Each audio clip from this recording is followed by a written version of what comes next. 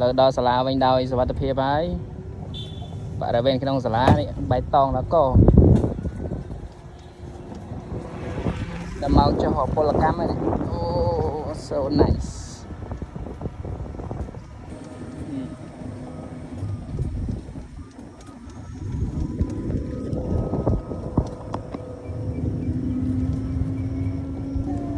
តាមដងផ្លូវសាលាមែននេះស្អាតទេនេះអូដើមឈើដុះច្រើនណាបាទកងម៉ារីយ៉ាផ្កាដុះក៏ច្រើននេះហើយមួយនេះវិញអាកន្លែង auditorium ថ្មីកន្លែងទទួលសញ្ញាបត្រសញ្ញានៅហ្នឹងលើស្អាតពេញរូបពេញរាងល្អនេះ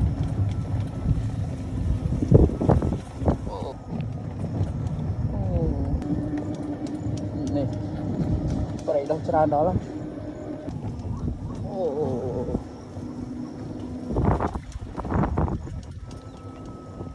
នេះខាងនេះ teaching block block អូ teaching block ស្អាត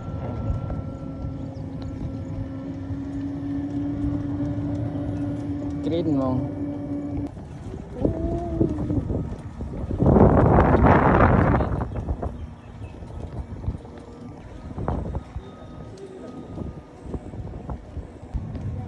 នេះកន្លែង hostel ស្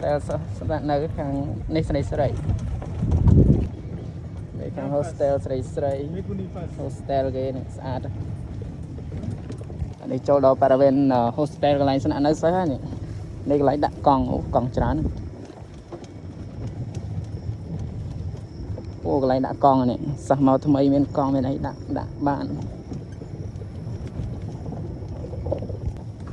កង់ដាក់ម៉ូតូអីនេះដាក់បាន Hello Yes pro ऐसे रुकिए चलते हैं នេះដល់គៀប្រុសនេះនេះសាគៀប្រុសនេះ